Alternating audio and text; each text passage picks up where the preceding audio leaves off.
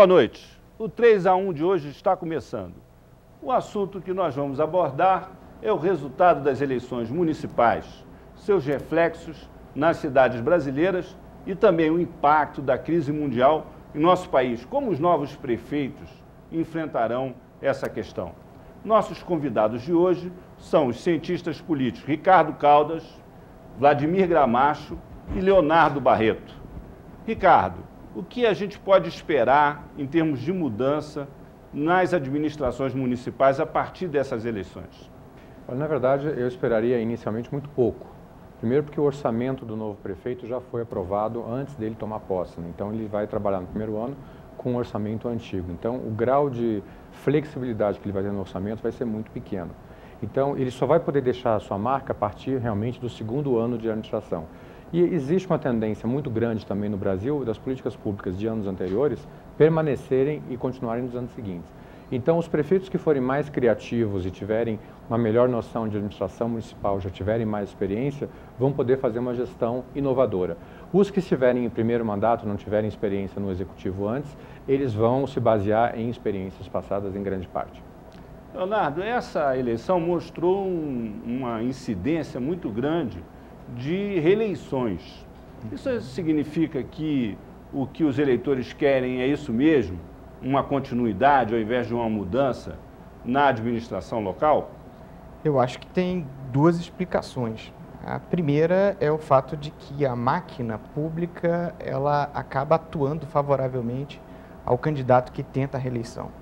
E ela tem um peso enorme, porque você pode utilizar uma grande quantidade de recursos para alocar interesses e isso acaba tendo um poder de mobilização sobre a população muito forte.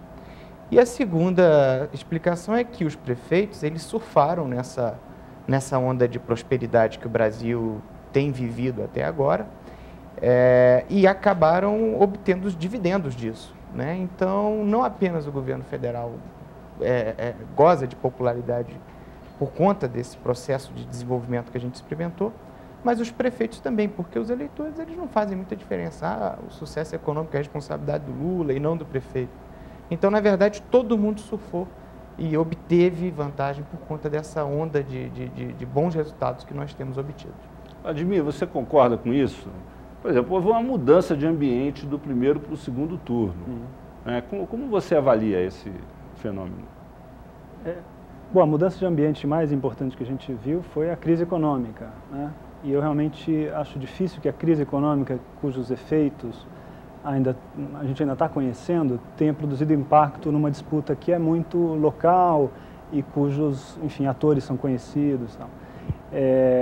Eu acho que, quer dizer, essa mudança do contexto, o Leonardo se referiu e que teve muito peso na reeleição de candidatos a prefeito, ela vai ser muito mais importante para outro jogo eleitoral, que não é o de 2008, senão o de 2010. Né? Nós temos uma pergunta de um engenheiro sobre esse assunto.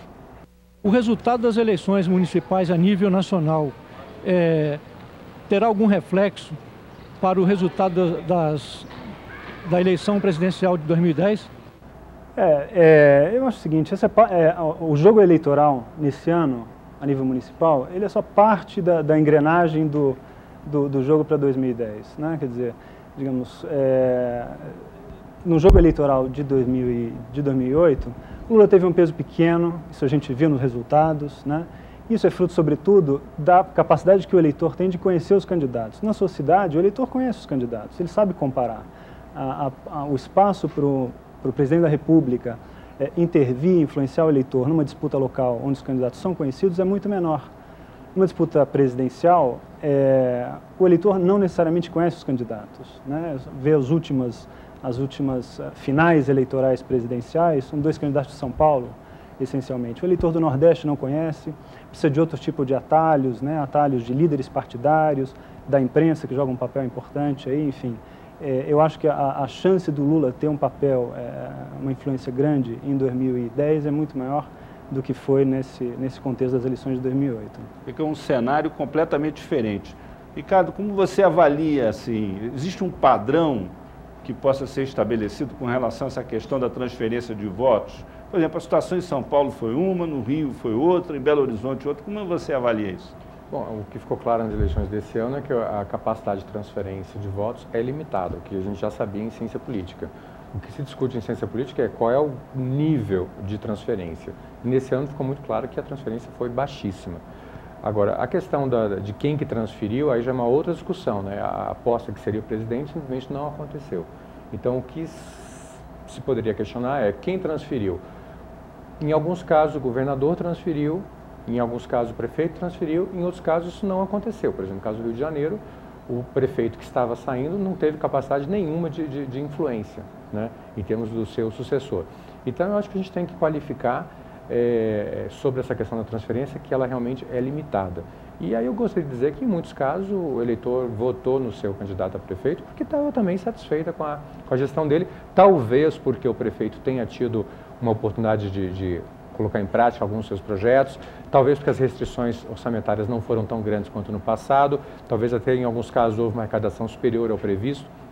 Então, com isso, algumas gestões foram bem-sucedidas, então, nesses casos, o eleitor se manifestou dessa forma. Agora, é bom lembrar também que o eleitor teve várias oportunidades de retirar candidatos que estavam no poder, estavam no meio da sua gestão, né, e resolveu mantê-los. Por exemplo, o próprio Kassab, com apenas 2 anos, foi mantido, eles tiveram a oportunidade de retirá-lo.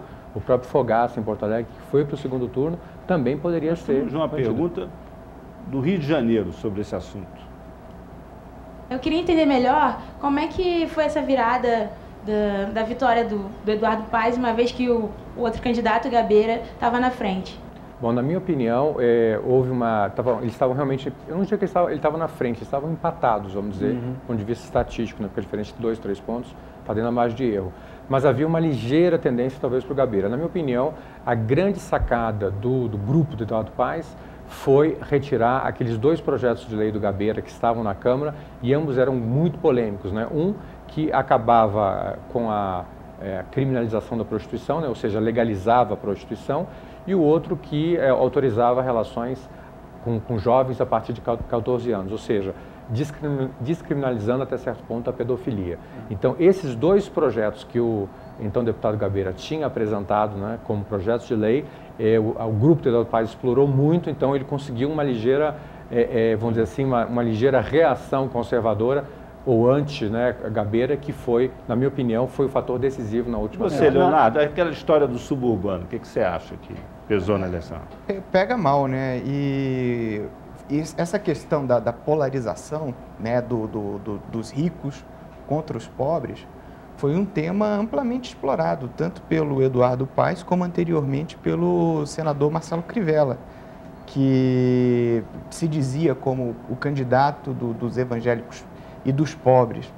E eu queria destacar também essa questão da virada do Paes. Eu acho que o apoio do Crivella foi muito importante, porque ele tem um eleitorado muito disciplinado, né? O eleitorado evangélico, principalmente da corrente, né, na qual ele nasceu, é muito disciplinado. Se a gente for ver que a eleição foi decidida por 55 mil votos, qualquer detalhezinho podia fazer a diferença e efetivamente... A eleição do Rio foi realmente emocionante, né? Eu acho que teve lances de todo tipo, surpresas em termos de alianças políticas, né? Quer dizer, ver a Jandira Fegali ao lado do candidato Eduardo Paes contra Fernando Gabeira, né?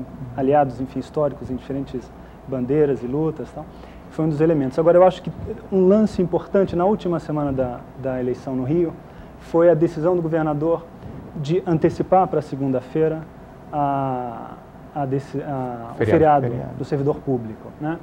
Isso tirou da cidade do Rio de Janeiro um número muito importante de eleitores do Gabeira, quer dizer, a abstenção eleitoral em distritos, em zonas eleitorais onde o Gabeira foi muito votado, foi muito alta também, né? E numa disputa, numa decisão assim, com 55 mil votos de diferença, isso, vai à redundância, fez diferença, né? Provavelmente fez muita diferença. Posso